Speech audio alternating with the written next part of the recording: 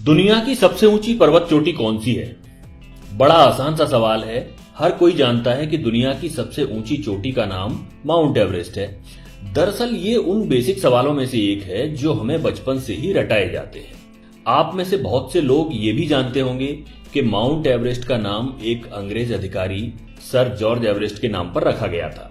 लेकिन जो आप में से बहुत से लोग नहीं जानते होंगे वो ये है कि जिन सर जॉर्ज एवरेस्ट के नाम पर माउंट एवरेस्ट का नाम रखा गया, उन्होंने न तो कभी माउंट एवरेस्ट की ऊंचाई मापी और न ही वे कभी अपने जीवन में माउंट एवरेस्ट के आसपास भी फटके। जी हां, बल्कि आपको और भी सुखद आश्चर्य होगा जब आप ये जानेंगे कि एवरेस्ट की ऊंचाई नापने वाला शख्स कोई ब्रिटिश नहीं बल्कि एक भारतीय गणितज्ञ था और इस भारतीय का नाम था राधानाथ सिकदर। क्या आपने ये नाम पहले कभी सुना है? शायद नहीं।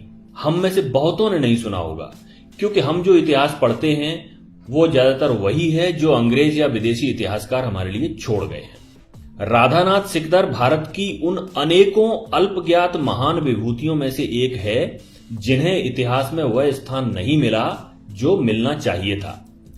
जहां तक जॉर्ज एवरेस्ट के माउंट एवरेस्ट से संबंध का प्रश्न है तो यह कहना गलत नहीं होगा कि उनके जीवन की सबसे बड़ी उपलब्धि यही थी कि उन्होंने राधानाथ सिकदर को खोज निकाला था। दरअसल 19वीं सदी की शुरुआत में अंग्रेजों ने भारत का मानचित्र तैयार करने के उद्देश्य से पूरे देश का एक त्रिकोणमितीय सर्वेक्षण का प्रोजेक्ट आरंभ किया था। इसी प्रोजेक्ट के तहत सन 1830 में सर जॉर्ज एवरेस्ट नाम का एक अंग्रेज अधिकारी सर्वेयर जनरल ऑफ इंडिया बनकर भारत आया। भारत आने के बाद जॉर्ज एवरेस्ट ने एक ऐसे व्यक्ति की खोज शुरू की जो स्फेरिकल ट्रिग्नोमेट्री में विशेषज्ञ हो। तब उनके एक शिक्षक मित्र ने उन्हें कोलकाता के एक युवा छात्र राधानाथ सिकदर का नाम सुझाया, जिसने अपनी गणितीय प्रतिभा से अपने शिक्षकों को कायल कर रखा था। फिर क्या था, सर जॉर्ज एवरेस्ट ने राधानाथ सिकदर को अपने विभाग में कंप्यूटर के पद पर नौकरी पर रख लिया। उस समय आज की तरह कंप्यूटिंग का काम कंप्यूटर मशीनों से नहीं बल्कि इंसान कंप्यूटरों से कराया जाता था जो कागजों पर प्राप्त डेटा को कंप्यूट करते थे। राधानाथ सिकदर बेहद मेहनती और प्रतिभाशाली इंसान थे जिसके कारण सर जॉर्ज एवरेस्ट उनसे काफी प्रभावित रहते थे। फिर आया साल 1843 जब जॉर्ज एवरेस्ट रिटायर हो गए और उनके स्थान पर नए सर्वेयर जनरल बने कर्नल एंड्रयू स्कॉट वॉ। अब ध्यान रहे, अब तक माउंट एवरेस्ट, जिसे उस समय पीक एक्सवी के नाम से जाना जाता था, की ऊंचाई नापने का काम शुरू नहीं हुआ था।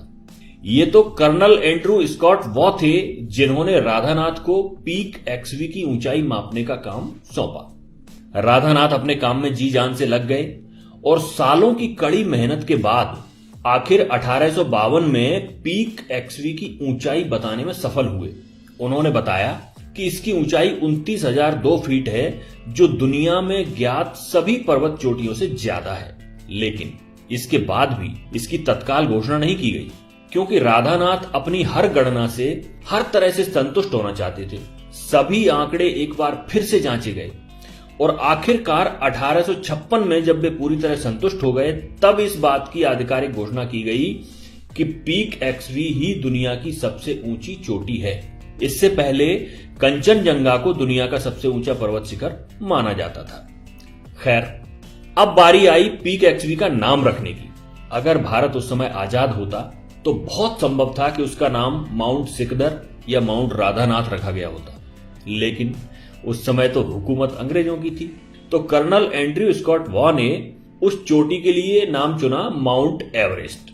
यह नाम उन्हीं सर जॉर्ज एवरेस्ट के नाम पर था जो कर्नल एंड्रयू स्कॉट वॉ के पूर्व भारत के सर्वेयर जनरल हुआ करते थे। तो इस तरह एक प्रतिभाशाली और परिश्रमी भारतीय गणितज्ञ जिसकी शोहरत पूरी दुनिया में होनी चाहिए थी, जो अपने काम के प्रति इतना समर्पित था कि उसने आजीवन विवाह नहीं किया, उसके योगदान को बड़ी आसानी से भुला दिया गया। लेकिन उस समय तो जो हुआ सो हुआ, शासन अंग्रेजों का था और हम ज्यादा कुछ कर नहीं सकते थे।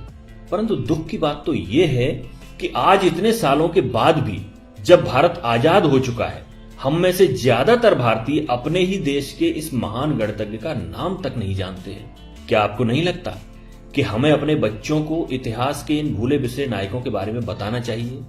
क्या यह अच्छा नहीं होगा कि हम जब भी किसी बच्चे को माउंट एवरेस्ट के बारे में बताएं तो उसे साथ ही साथ राधानाथ सिकदर के बारे में भी बताएं। अपने विचार कमेंट में जरूर बताइएगा।